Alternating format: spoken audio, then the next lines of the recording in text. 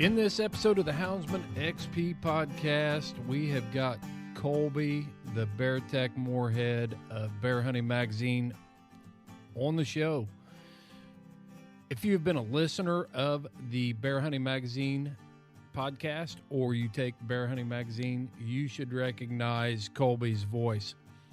Kolby has been a huge asset to the Houndsman XP podcast. When we started, he helped us with a lot of technical issues and things like that. Everything from equipment lists to tips and tricks on editing. Kolby's a great guy, and we're going to showcase the Beartech.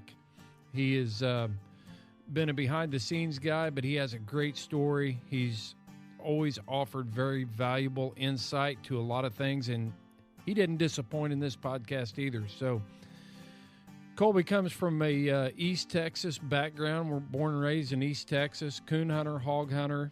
He's in his work with Bear Hunting Magazine. He's been on some different adventures for them, and he's going to share his insight with us on hound hunting as well. So stay tuned. You're going to love it. Also, shout out to this great organization, Freedom Hunters. Field to field. They're taking America's warriors from field to field, taking them off the battlefield and putting them in the field to hunt, fish, and reconnect with civilian life, and also start a lifestyle in this hunting community. Go to Freedom Hunters at freedomhunters.org and start promoting and supporting that organization today. Here we go with Kolby Morehead, the Beartech. Enjoy, folks, and thank you for spending your time with Houndsman XP. We have got Kolby, the Beartech Morehead, on the podcast. For those of you that have listened to the Bear Hunting Magazine podcast or subscribed to the Bear Hunting Magazine, Kolby's the guy behind the scenes. But you have made several appearances. How many podcasts have you produced for Bear Hunting Magazine now, Kolby? Most of them. Probably, I don't know, maybe 100. Yeah. How many total episodes have there been of Bear Hunting Magazine podcast? We ended on 115, and I think, man, way back when, I think the first podcast I worked on was with the one with Orally Province. That was right after I started at the magazine. Mountain Hunter. And, yeah, man, I went back and listened to it the other day. I've gotten a lot better. It's a craft. Yeah, well, like I was telling you off air, the reason I've always appreciated what you contributed to the podcast. You didn't say a whole lot, but when you said stuff on there or made comments on there, it always seemed like it was well thought out. It was deliberate, and it was valuable. And so I just wanted to have you on the podcast and kind of talk about the pre-Bear Hunting Magazine days, talk about your adventures with Bear Hunting Magazine and what you've done with hounds and hunting with hounds since you came to Bear Hunting Magazine, but also prior to. So give us a little background on Kolby the Beartech Morehead.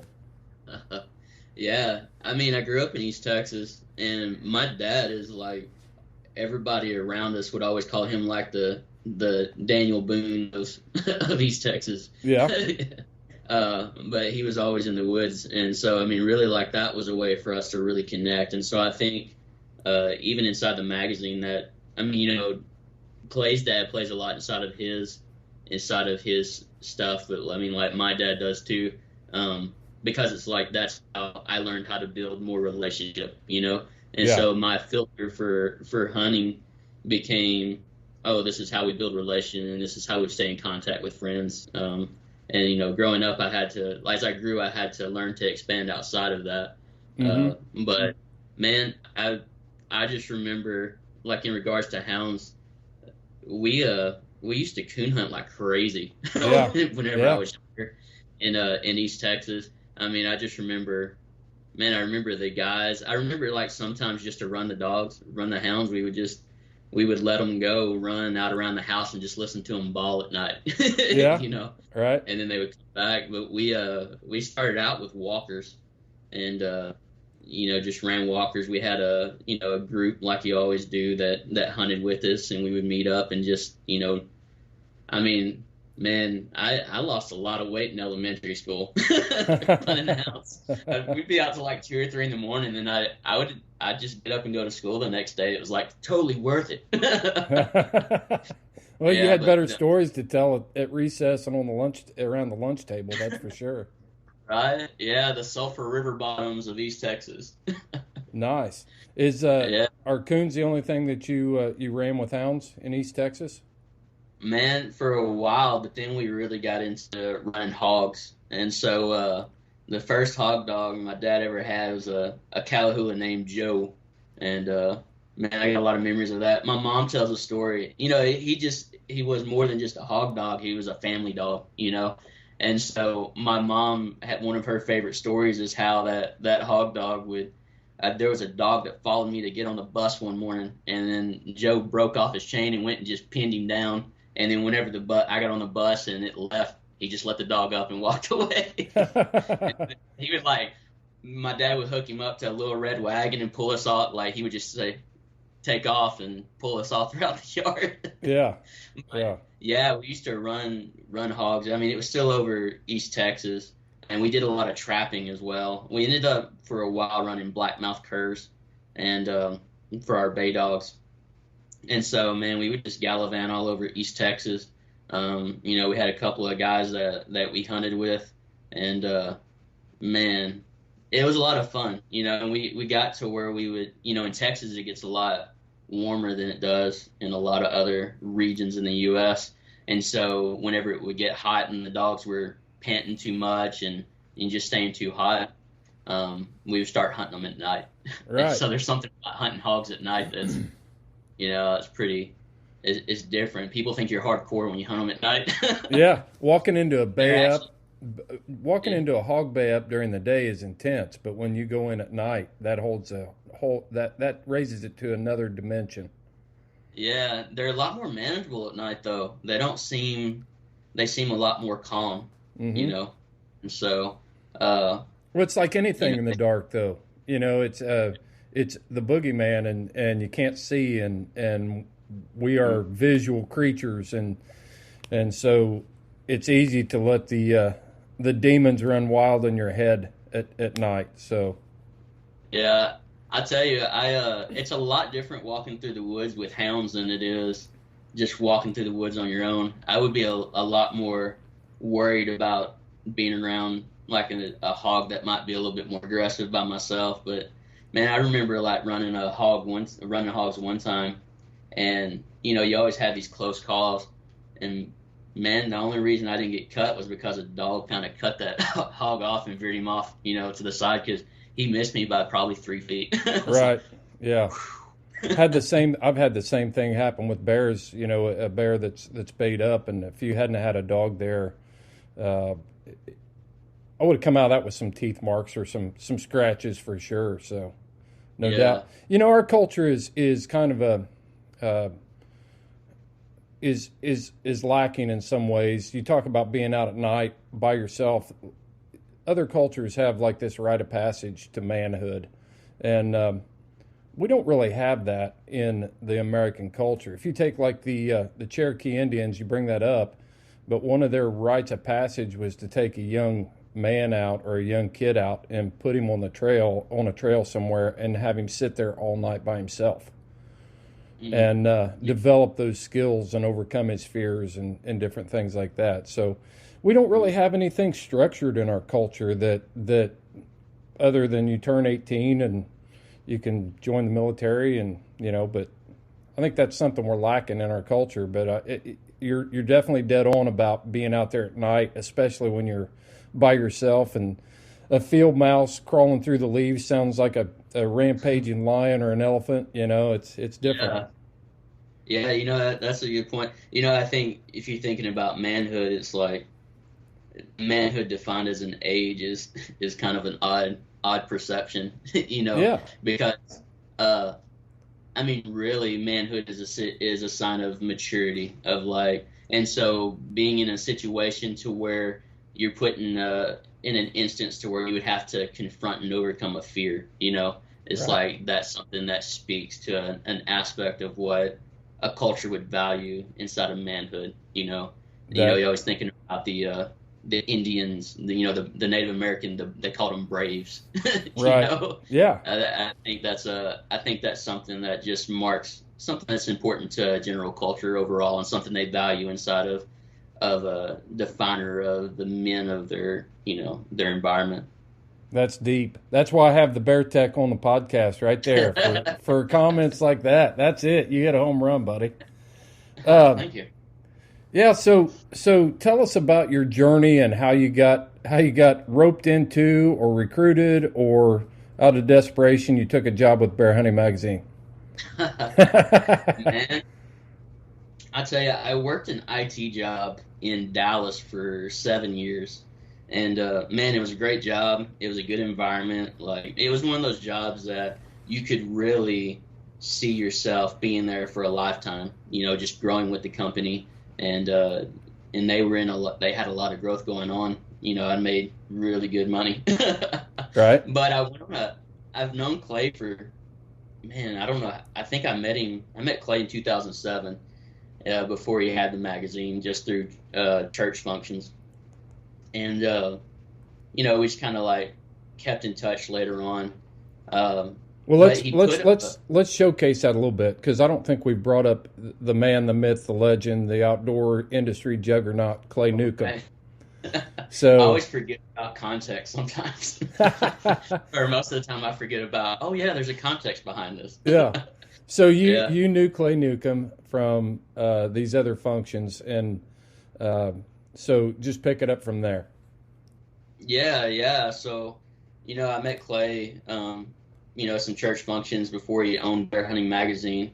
And, there's not, like, in that circle, there's just not a whole lot of people that hunt. So if you have a couple of guys that hunt, it's like, oh yeah, you're gonna talk, and there's gonna be something, it's gonna lead into other discussions that you wouldn't typically have in those areas. And so, I started tracking him whenever he bought the magazine or acquired the magazine, or, that whole deal. I really started tracking him, and I started subscribing to the magazine, and I actually wouldn't even read it. It was just one of those things like, hey, he's entering into this new phase of life, and I just want to support him. And so I would subscribe to the magazine and honestly not even open it for years. And then when he started making the YouTube videos and putting them on the Bear Hunting Magazine YouTube channel, I started watching those, and I got more and more curious about bear hunting. And, really that seems like something exotic from someone that grows up in East Texas. Mm-hmm. There's a lot of people that don't even see bears when they have a good population around them in the areas that they've grown up in, just because they're such a low density animal. And so it was something like, man, this might actually be something. I've never thought about it, but I think I might want to kill a bear, especially. Right. And I think the kicker for me was when I found out that they're good, to eat, because honestly, I'm more of a freezer filler than anything. Like, I like to fill the freezer more so than like trying to find new challenges, and inside of hunting, because it was always like growing up, it was always a utility. It was something that we found resource inside of. When I was born, my dad was a commercial fisherman, and so so that's kind of like, and he would trap and everything. So that's kind of the culture that I came into. That was even, he was fishing for buffalo with nets and like the buffalo, the fish. Right. And so that just created that culture inside of me that valued, like, if I'm going to shoot it, probably going to eat it, or somebody is. Right. Yeah. And so I was, ignorant to black bear and the benefits of them, and just how much you can utilize one. And so once I found that out, I was like, all right, man, I really would be up for this. And Clay had sent a message out about that Saskatchewan hunt where the bear bumped the end of his bow, looking for guys to go. And I was going to go on that one, but it didn't feel like the right time. So the next year, things lined up, and I went on a hunt with him in Thompson, Manitoba, up in Canada. And so it was a 24-hour one-way drive. So if we didn't know each other before, man, we really got to know each other on that trip. Right. You know, once you get past Winnipeg, like, man, it's like all of a sudden there's not much up there. It's like, if we flat, what do we do other than just change a tire? Yeah. Anyways, so I really got to know Clay a lot deeper on that trip, and man, after that, it just felt like that was something that I needed to do. Almost like I was like, man, this is kind of like my calling. Right. Not to be like in front of the cameras or, you know, a hunt, you know, in front of the camera hunter or anything like that. Just like, you know, this feels like something that I want to be a part of. And so we started talking about it, and it was just clear. It's like, he really needs someone at the magazine. And I felt like that was the right event for my life, that was the course and the architecture that would help me grow and mature, you know, as a person. And, you know, just being attached to Clay and just having somebody that you could build closer with really helps develop you when you have an intentional relationship for that type of growth. And so, yeah, man, I owned a house in Dallas. I sold it, left the job, and moved to Fayetteville. And so you didn't lose your job. You chose to quit your job and go to work at Bear Hunting Magazine. Yeah. And they were actually really supportive. The company I left, I walked into my manager's office, and I was like, hey, I need to put in my notice. And then he looked at me, and then he looked back at his computer, and then it registered, and he looked back real shocked. It's like, what? He actually said that. Yeah. What?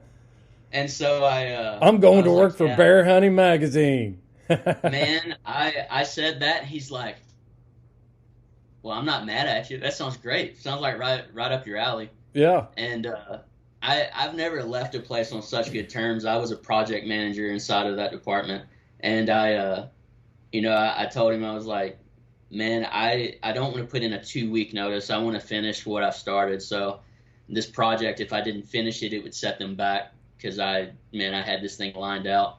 And so I think I ended up staying for like a month to finish that project, just not working on anything else. And, they took the department out for lunch whenever I left. And, man, it was just like a really good experience, not from just like the standpoint of relocating to Fayetteville and the magazine, but also just like ending a process really well and correctly. Because I feel like there's just as much of an importance on finishing a process as to moving into some new transition of life, right? And not losing that. I think that shows you a lot about, even your personal development, because there's other jobs I haven't left that well in the past. Sure. So, yeah. And so when you showed up at the Bear Hunting Magazine global headquarters, there was a lot of fanfare and probably a parade. And Clay hands you a camera and a Zoom recorder and says, "Welcome to Bear Hunting Magazine." But, yeah, except the Zoom recorder was a different one and not that great. And I was welcomed by Jed. Yeah. The bear, the coon dog, Jed Right. and Fern. Yeah. The plot hounds. Right. Yeah. No, it was great. Well, Kolby, share with us. I kind of want to continue this conversation, but I also want to talk about. Give us your favorite adventure. Let's scrap that for just a second. Let's bring our audience up to speed with what is going on with the Bear Hunting Magazine podcast. Okay. Yeah. It's gone. Good deal. Short and sweet. No. So inside of the process, inside the magazine, there was an opportunity extended to Clay to join the Meat Eater crew, and inside of that, we saw it as a good way it would be good to have that alongside the magazine as something that he was really excited about and passionate about, and then would also make it to where, I take more of a responsibility inside the magazine, and which is another opportunity to grow Sure. for me. And just, really, it just seemed like the right transition to make. And I think even though it's been kind of a long time in the making, and we've known about it for a while, it kind of feels like we're still in the beginning of that transition and figuring out what it actually looks like.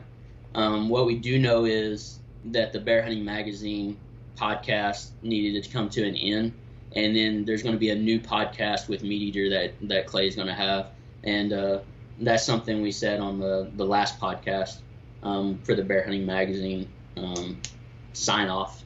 Right.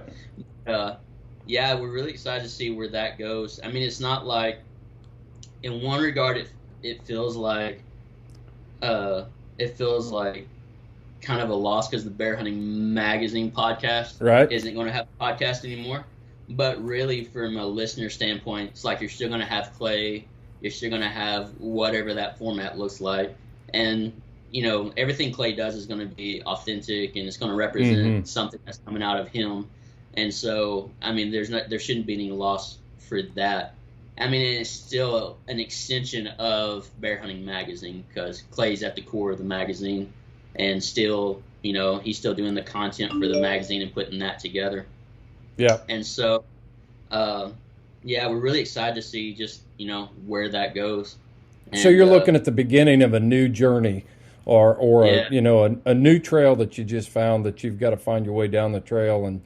And I don't want to take away from the reason I wanted to have you on is I wanted to showcase the Bear Tech. Clay gets all kinds of fanfare. We don't need to toot his horn for him. No, seriously.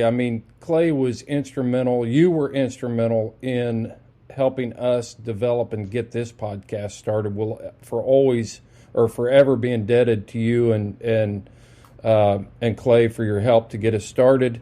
And so I wanted to spend some time talking to you and give us an idea of what your role was with the Bear Hunting Magazine podcast.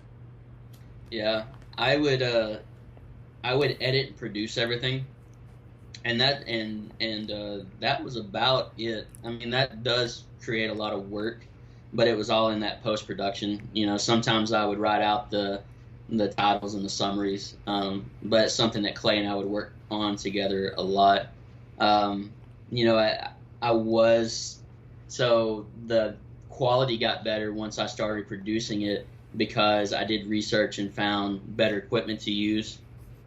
And then I found new processes to use on how to edit and manipulate the audio itself, even to the point where I remember one time I had to go and take a phone ringing out of the background. Right. And I felt so successful. Like, that was one of the first things that I did that I just felt like I had accomplished something. Yeah. Because I opened it up and there was this spectrograph that was all red, and you could just see them in there, and just being able to go outline them and cut them out and it not sounding like anything was ever there was one of the coolest things. And just editing out background noise and everything, and just seeing that thing grow. And even to this point, there's podcasts that I produce and edit on the side that that thing keeps on growing, because that's not a skill that I necessarily want to lose and become rusty in. And it is a good resource for other people. So I have I think 3 other podcasts that I'm editing right now consistently, and just continuing to grow inside of that, because that's another. That helps inside of our the videos that are produced and everything as well. And that's one of the things that's been really good about the magazine, is it's growing my skill in other areas. From that to visually, I do. I'm involved in most of the filming that goes on, even for the videos that Clay's producing now, and anything inside the magazine. So I'm also playing photographer. I got a good camera, and am beginning to learn the kind of the art on how to do things in post. There's so much complexity inside of photography. It's crazy, because it's not just framing it out it's making sure the right thing you want's in focus. And then also there's an art to post-production. And so and so those are a lot of challenges that are helping me grow just creatively, you know. Right. And I think that's the biggest thing is just, you know, I went from a job to where I had to be creative in how I manage my time and flow and approach some sort of challenge. And then now I'm more on the like creative side of like creativity means like actually like artistic kind of things or those types of skills. Yeah. And so I think it's just expanding this whole creative thing inside of me, which has been it's been fun too, you know. So give our audience an idea of the amount of work that goes into producing just a single episode of a podcast. A lot of times, you know, when we're on the listening end of a podcast, we're like, oh, that's pretty cool. And I don't want to be self-serving and go on the mic and tell people, but I thought it would be good for somebody like you who is doing it to give our audience just a general idea of what it takes. Oh man, it really is a case-by-case basis. And so sometimes you go in there and it's not a long process, but sometimes it could take hours. It just depends on if you have to scrub through and try to take out noises. It depends if there's a lot of things that you need to edit out that don't really fit the nature of that podcast. And so, I mean, if I had a podcast that I needed to work on that didn't require any editing or inserting any ads or anything, I could probably have it done in, you know, depending on its length, like, you know, 5-10 minutes. There's been times it takes hours, and so you just never know. But I mean, there's times where you have to go in and cut, like really manipulate the sound that comes out because a mic was too hot or a mic was too soft, or, you know, you have like a lot of peaking or someone talks in a way where they talk real low and then all of a sudden they're real loud, and then you have to go and create a new ceiling for those audio waves. Right. And so, I mean, ultimately, I mean, if I want to like nerd out, I guess, the things that I always do is I do like a hard limiter, which that's taking off the really high points. So if somebody hits their mic, like it gets a consistent top to the actual vocal stuff, or if somebody laughs, like it's way louder than everything else. And so I'm getting rid of those volumes, and then I'm going to go in and cut out frequencies that aren't inside of the human voice that much. Wow. That take You're way more advanced. You're way more advanced than anything we're doing at the Houndsman XP podcast. And that's why you guys have been so successful. What about managing Clay? Because he can be. I mean, he's got such a wide range, and honestly, you know, I watch and listen to how Clay has been successful, and his voice inflections and different stuff. I know they have had to have caused you a lot of extra work and challenges in post-production. Yeah, it helps me grow. No. I mean, really, like, you know, those things do make it to where I found this process. I mean, even like, I think the biggest thing is just where to put your mic, you know, because you'll hear a lot of podcasts where you just hear heavy breathing, you know, and then another thing would be to stay hydrated so you're not hearing a lot of mouth sounds, just things like that. I mean, really, like, I'm not managing Clay. I just give him tips, and I hear you. Know, and he just, you know, I'm not going to. Yeah, you know, I'm not going to pass up the opportunity to give Clay a little bit of grief. But, yeah, he appreciates that. Yeah, he does. So tell us about I want to talk about your personal growth as a hunter.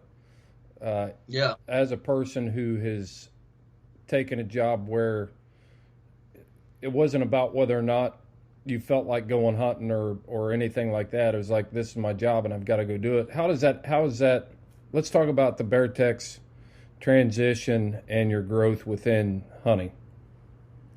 Yeah. You know, really, that process started several years, or probably about 3 years before I started the magazine, when it wasn't on the radar. I I came to a point I had realized that I always just tagged along with my dad. And there's things that, I had shot a lot of things and to get it done, but I had never taken personal responsibility for growing inside of it. I just, tagged along.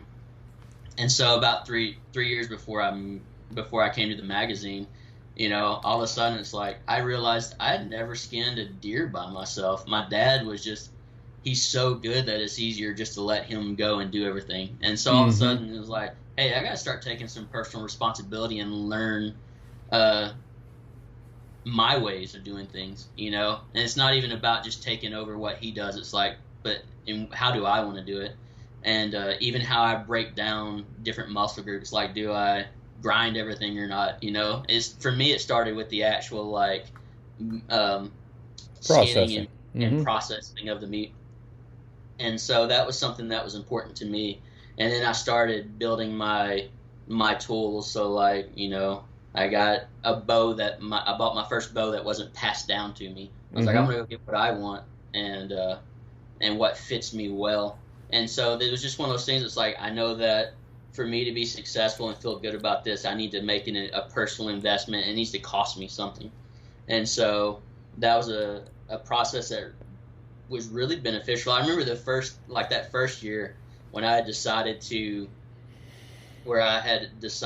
actually start processing the things on my own and not just with my dad. There was one weekend we ended up shooting 5 pigs in I think a day, and we weren't running dogs or anything. It was just like the pigs were really there. Yeah, you're a baconator. So that was like a trial by fire. Right. And it just continued to grow, and I continued to be intentional, picking my own spots to hunt. On private land. There's not a ton of public land in Texas, and just began to build those things.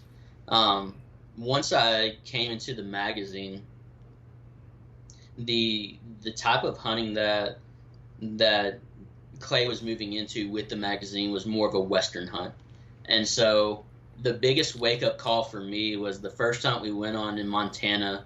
We pulled mules up to Montana and hunted out there. I had a week's notice, right?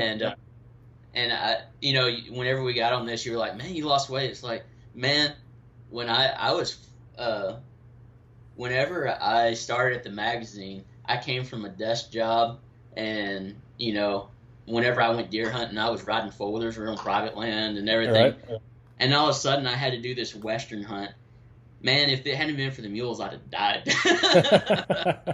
But we went up there, and man, after the first day, it was just all mental, and that was one of the things that I realized I really had, and was I had a strong mental game and just like a drive to persevere. Because after the first day, I was like, my body was dead, and I think it was like a 5 or 6 day hunt. And so we rode mules, and that was, I had ridden a mule for like 30 minutes before then, right? Just to see if I could. And so it was just another kind of trial by fire. And that's the video where I actually fell off the mule. Yes, it is. I remember it. Yeah, and Clay laughed at me.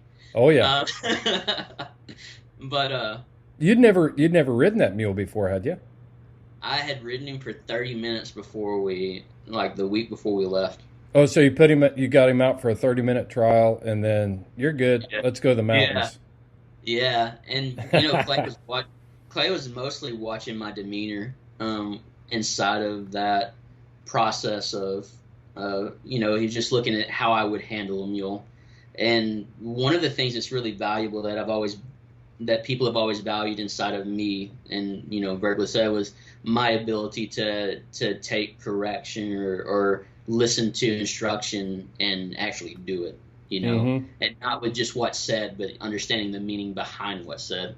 And so he gave me this kind of like 5 minutes coaching before then. He's like, hey, you are the boss of this mule. He's like, don't be afraid of like seeming like you're mean. It's like you had, and not that I was mean or anything, but right. He was just like, these these animals, they operate on a hierarchy, and so they have to know that you're boss. So he's like, if you try to get them to walk through a stream, you're going to have to be more stubborn. And it's like, if they don't want to go through it, you just don't let them turn their head. It's like you have to be forceful and just make sure they're lined up and don't give them another option. And exactly. Not like mean or whipping them or anything. Just like you have to be like stubborn as a mule. When I was riding mules and breaking my own mules and stuff, I remember times, like jumping across a stream. That's not acceptable. If they can jump across a small ditch of water, they will try it. Mm-hmm. And so what do? You go back and you face it.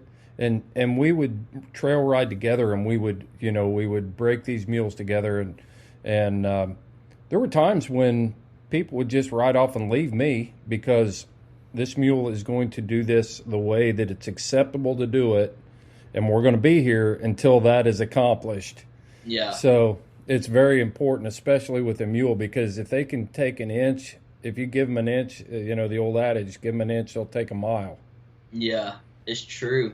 And so, he saw that not only that, but that I was also like, I wasn't taking anything off the mule, but I was also like, he could see I understood, like, this is a powerful animal. This could get dangerous. Right, right. And so when we got out there, man, after the first day, we had to do a lot of walking too. And my legs were just shaking, like my quads, mm-hmm. and my legs were dead. From the uphill or the downhill? Downhill. Yeah, that's the thing that nobody ever takes into consideration. You need just as many muscles to go down those steep inclines as you do to go up. Yeah, and I'm a flatlander for the most part. I'm from East Texas, just moved to Arkansas. I don't even have a grasp of the Arkansas mountains. Take me to Montana. Anyways, if I didn't have trekking poles, I don't know that I would have made it. They helped me a ton. And, that is one of my best memories because it was kind of a benchmark for when things started changing. It's like, I have a new challenge I have to go about. And then from there, I became intentional about hiking and doing weighted hikes. Mm-hmm. And I actually lost 40 pounds.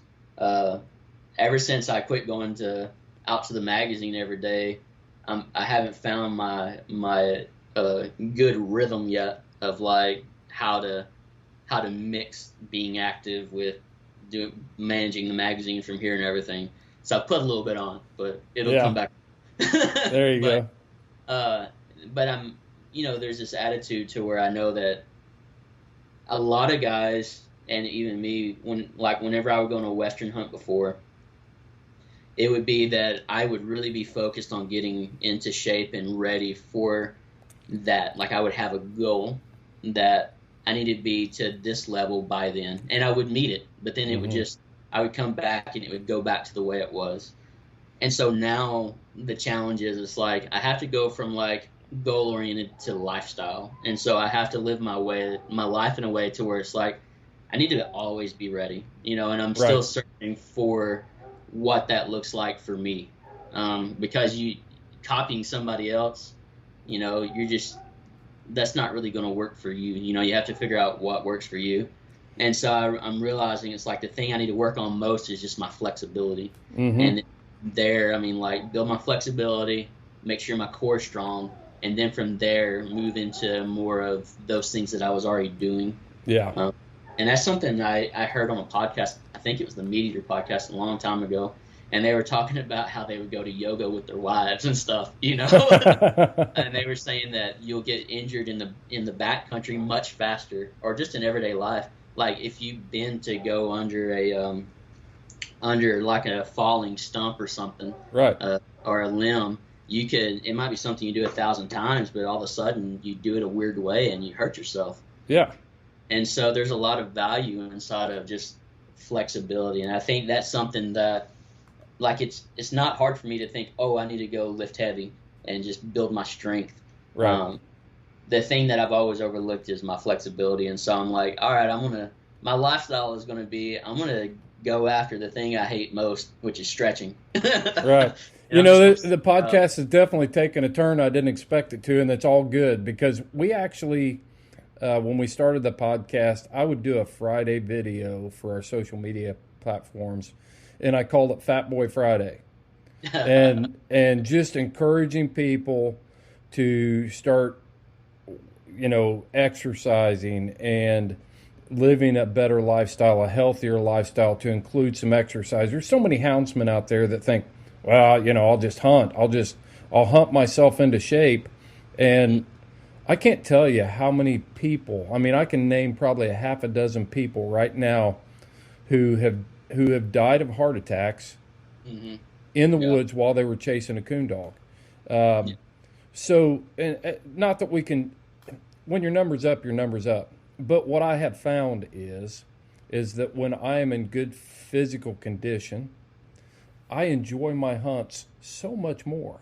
It's so much, it's more of a pleasurable experience. And so I made the mistake a couple years ago and it wasn't a mistake purchasing a side-by-side. The mistake was being so heavily reliant on it to the point where, if I wasn't hunting out of my side-by-side, I wasn't hunting. Well, the last year, this past fall, I figured out that you need to get your fat butt out of the side-by-side and put in some miles and some leg work here.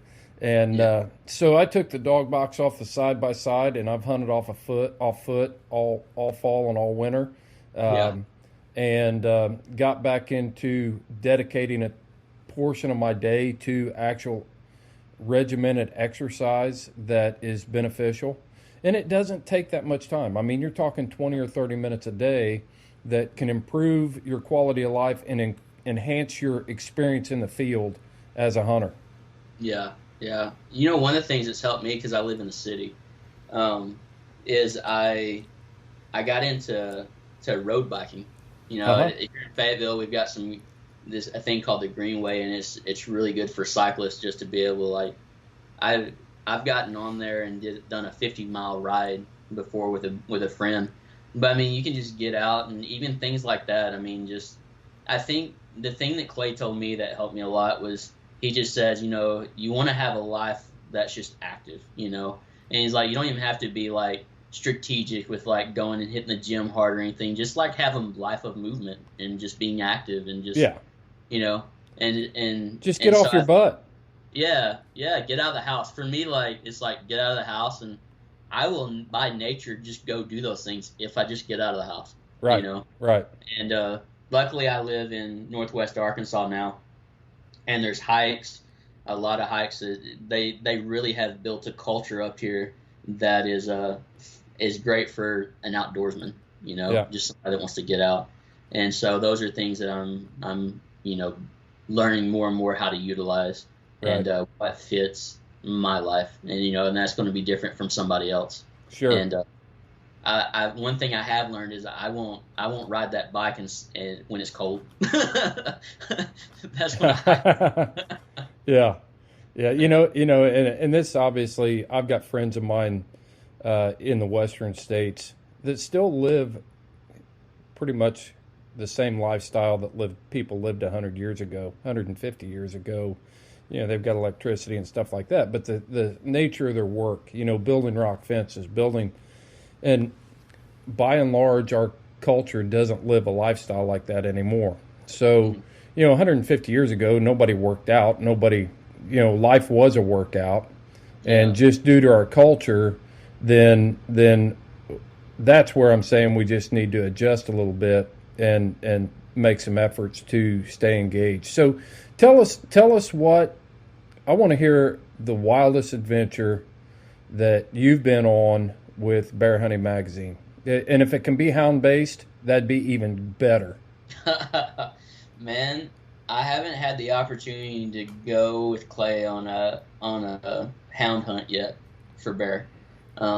Really? Why is he squeezing you out of that? Yeah. Well, the systems are getting better. But when he has gone, it's worked out to where I needed to be at the magazine. So sure. Whenever we would start going on hunts, we would be careful. We would have to be intentional about which hunts I would go on and film for, and then which hunts we would need to get somebody else to go film for. And so it worked out better for me to go on, like, say, a hunt to Montana versus a hunt out in New Mexico, right. You know.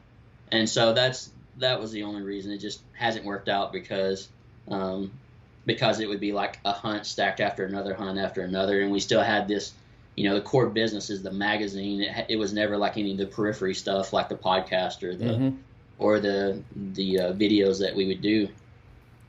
And so it just worked out to where I needed to be present at the magazine to make sure that thing was running. And but so you're filming some coon hunts and stuff like that. Yeah. I filmed a coon hunt and a squirrel hunt. It wasn't There very you crazy. It wasn't very crazy, but they were good. I had a lot of fun going on the squirrel hunt, watching those small dogs work. That was the first squirrel hunt with dogs I'd ever been on, and it's a lot different of an experience than chasing hounds, you know. Right. And that was something I went on, and I was like, man, I could get into this. Right. Yeah. So give us your impression of squirrel hunting. Just your overall general impressions of squirrel hunting with dogs. That's not something that we've talked a lot about. Yeah. You know, I kept squirrel dogs and curs for a number of years, and so give me your impression of it. Man, I love it. You know, it's really enjoyable just to. I mean, it's like a stroll through the woods with your dogs, and then they just go tree something. You know, Yeah. And I enjoy, you know, growing up the way I did. The things that I really appreciated, the things I loved most were things that you could involve a lot of people in. So I gravitated towards, you know, hunting coons, hunting hogs, and I really loved duck hunting, like waterfowl stuff, because you could just have however many guys out there if you wanted to, because in my mind it was always relational. And so squirrel hunting, I think it's a good entrance pathway, you know, just for people to come into just hunting in general, you know. And you know, they talk about the hierarchy of what people think is okay to hunt and not. And I think there's enough people that a squirrel is just a squirrel. Right. It's a rodent. It would be a better entrance pathway than somebody say like, hey, why don't you go bear hunting? What? That's what I've always said about, you know, this hound hunting lifestyle is it's a great gateway to introducing someone to hunting. Some of the most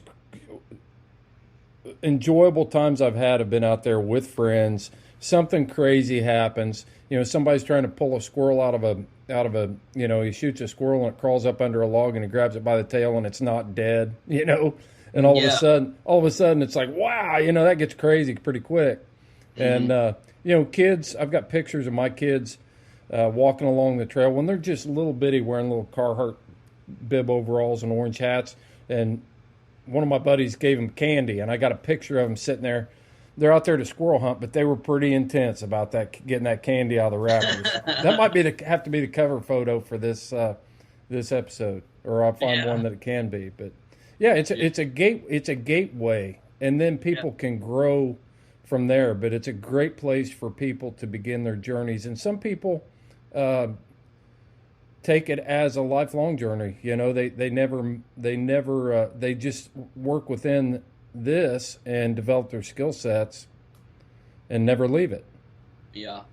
You know, I think it kind of broke me out of this mentality that I'd always grown up with, that if you're squirrel hunting, you'll see deer, and if you're deer hunting, you'll see squirrels.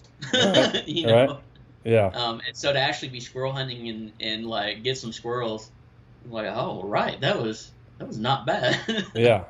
So primarily, what types of dogs have you been hunting with? When I was younger. I mean, for squirrel hunting, we're still on. I'm sorry. Oh, squirrel hunting. Yeah. Here recently. No, it's just been those Fifes that Clay has. Yeah, those dogs. He's got one that's just, man, she's doing great.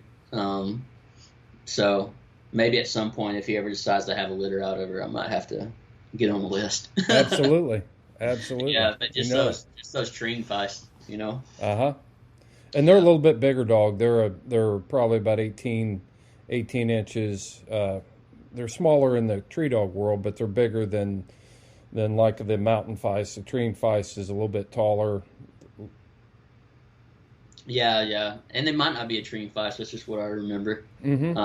I'm sure they are, because I know Todd Wick is where he got his foundation stock there, I believe. Right? Oh, okay. I'm not sure. Yeah, I'm pretty sure they came from Todd. But it's definitely a something that, it's like if you're a houndsman, you just enjoy watching dog work, and whether it's watching a pack of beagles chase a rabbit, or a treeing feist, or a mountain cur tree a squirrel, or run a bear, it's all good stuff. Yeah, and they're the happiest. I mean, another thing is just like, they're the happiest dogs I've ever seen. Yeah. Doing what they do, what they were intended to do, and they enjoy it. It's not like you have to fight to get them to go in the box. You better not drop the tailgate if you don't want them in the bed of the truck. Right. To get up in the box. Yeah. Yep. Kolby, tell us what's in the works for Bear Hunting Magazine for 2021. The print magazine side. Yeah, man, we're just gonna focus on getting things better. I'm taking more of a role inside of it. I started writing a gun column inside of it, and then I've done a few how-to articles, and so I think that's something that we're looking more into, of just, we try to keep it to where there's something for everyone. There's always going to be something for houndsmen inside of there, especially like the legendary bear hounds. That's been a really awesome column that's been in every one of them, or for the last several years. Right. And then is Jonathan Lesbrant still writing for you? Yep.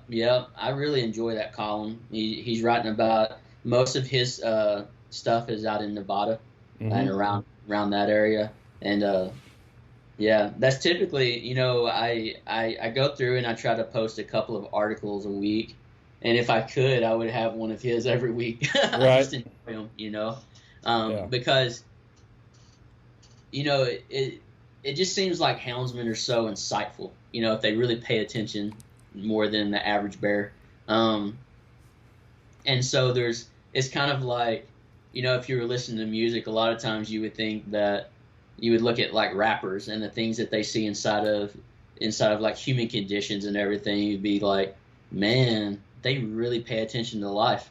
But, and I think inside the hunting world, it's like, if you listen to houndsmen, it's like they pay attention to things that other people don't, that they might miss. And so, trying to, even thinking of it from like a communication skill of like, you're trying to understand and comprehend what a hound is doing, even though it can't talk to you, and whenever I was hunting, earlier in life and everything, just whoever's hounds it was, them knowing what that hound is doing and knowing which dog it is and what they have a tendency to do, and whether they should, just let them work it out or call them off, or right, if they're so that you get that knocked out. Just the ability to be aware of your environment, even like outside of what you can see. Like you're using more than just your eyes. It's like you're understanding nuances that other people just couldn't come in and see. That's something that I've always appreciated. We would never take away from the value of any form of hunting, but our job is to promote hound hunting. And the thing that I've noticed about houndsmen is they have to understand multiple levels of this game to be successful. Not only do they have to understand the terrain they're hunting in, the hazards in that area, they need to know things about the game they're pursuing, but you're adding this other living being into it in the form of the hound, and then you've got to understand that level too. So you need to know everything that a spot and stalk hunter or a tree stand hunter, a bait hunter, all those things plus, like when you put out a bear bait, there's an art to baiting bears, to make a successful bait site, to know where to put it, what to put there, those things. And then you've got to strategically put it in a place where you can benefit from it as a houndsman. So yeah, and you even have to understand it by region. Yes. Yeah. Because bears in one area don't eat the same thing as, like, for instance, up in Canada, they use beaver all the time in their bait sites. A bear down here wouldn't touch anything like rotten like that, Yeah. And so all of them are just crazy. Like they're all crafts, Right. And, right. Yeah. They're an accomplished houndsman is somebody that knows a lot of stuff. They're working on a lot of different levels there, and they can't be one-dimensional or two-dimensional or even three-dimensional. They got to be multi-dimensional in order to be successful. That's why that's why I love it so much.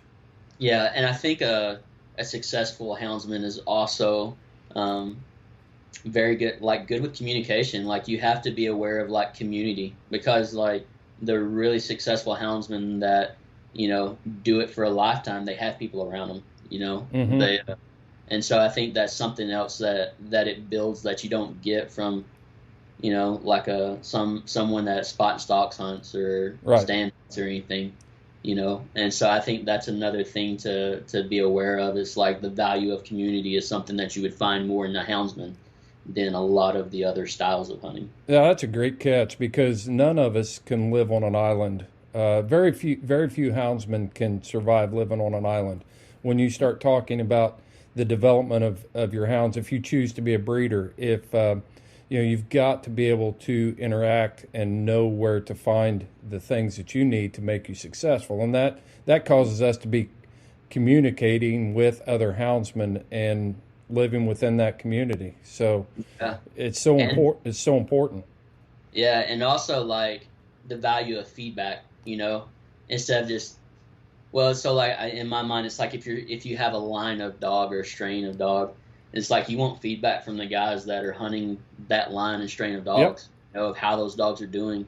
And so that's even I mean, that's much more than you get anywhere else. That is the single biggest benefit for a breeder, because very few people can keep everything. And so I've seen different groups of people that have been highly successful by working within a group. I know you've interviewed Roy Clark, or Clay's interviewed him and featured him on the podcast. He's got a community of people that help him develop his line of dogs. And then you take the Redwood clan from southeast Ohio, and it's a community of people, and the Ed Mead crowd, and in the blue tick world, there's just people that it takes a lot of people in order for somebody to be successful. Yeah. Yep. Yeah. So any other big news coming out? Can you give us a teaser? What are you sworn to secrecy on this new podcast? All of it? All of it. Yeah. Any idea how much of a dry spell are we going to have to go through before we start hearing the familiar voice from the Bear Hunting Magazine podcast?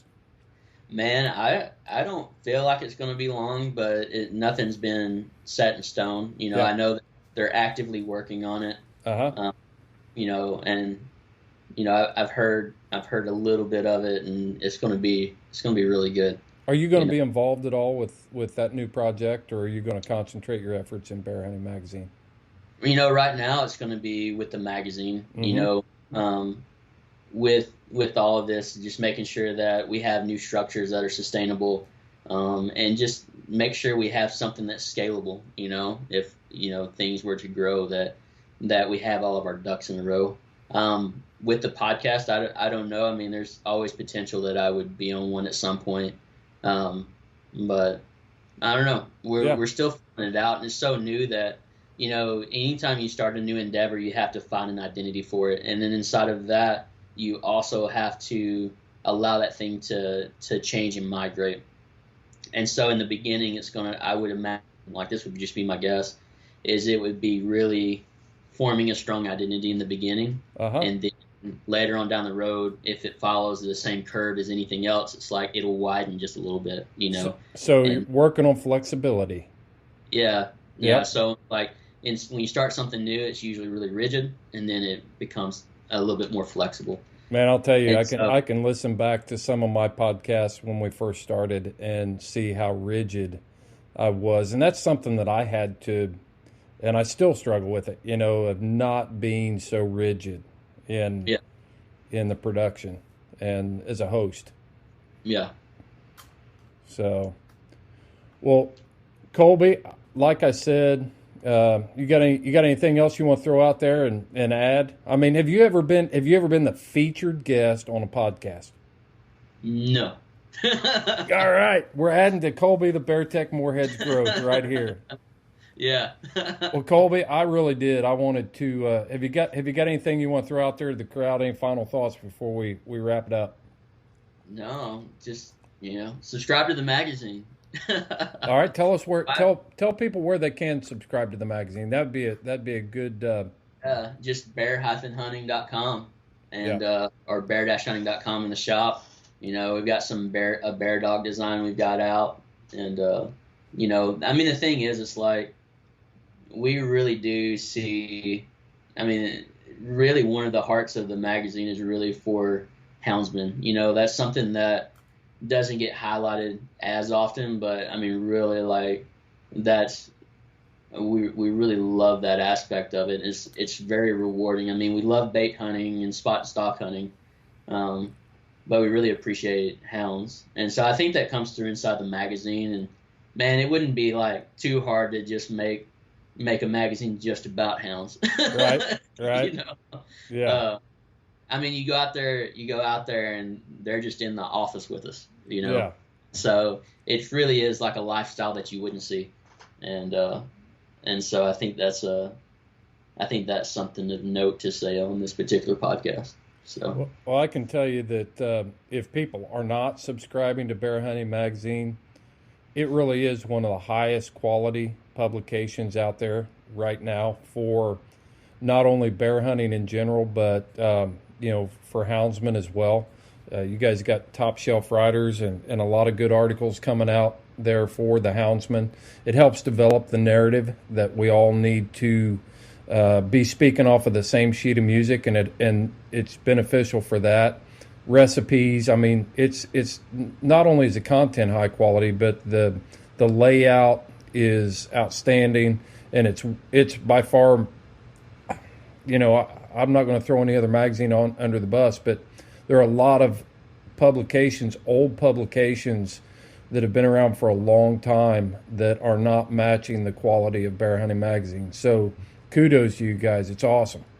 Yeah, appreciate it. Yeah, yep. we try hard to make sure that it's visually good, not just like the content itself, Yeah. It is high quality. Yeah, we try to make it to where, like, if you just want to look through it or you want to dive in and actually pick it apart, either way, we want you to have a good experience. Right. So, and it's always clean. Like, you're not going to have to worry about your kids grabbing and reading something in there that, they're going to be asking you questions about. What's this word? Exactly. And so we really try to make it something that's safe. So. Well, Kolby, I just want to tell you I appreciate all of your help and all your support that you've given me in this podcast since we started, even before we started. Everything from hey, get this, don't waste your money on this. When you do an interview, do this, post-production. Your help's been invaluable, and I really do appreciate it. Yeah, you're welcome for sure. Yeah, well. I'm only a text away. What's that? I'm a text or a phone call away. Yeah, I appreciate it. So, well, I think I will wrap this thing up with our session with Kolby, the Beartech Morehead. One thing we got to cover that. How did you get the handle Beartech? Before we sign off, I knew that was a teaser. I kind of took us down a path there, but we can't leave without knowing this. It's Clay. Mm-hmm. Really, he's not really loving tech. Outside of like his tracking collars. Well, I grabbed onto that handle pretty quick as soon as I heard it, and I don't think I've identified you much with anything but the Bear Tech since that was hung on you. So yeah. I'm gonna keep using it, man. It's good stuff. So yeah, cool. Appreciate that. Yep. Yeah. Well, Kolby, until we meet again, buddy, you follow your hounds and I'll follow mine. All right.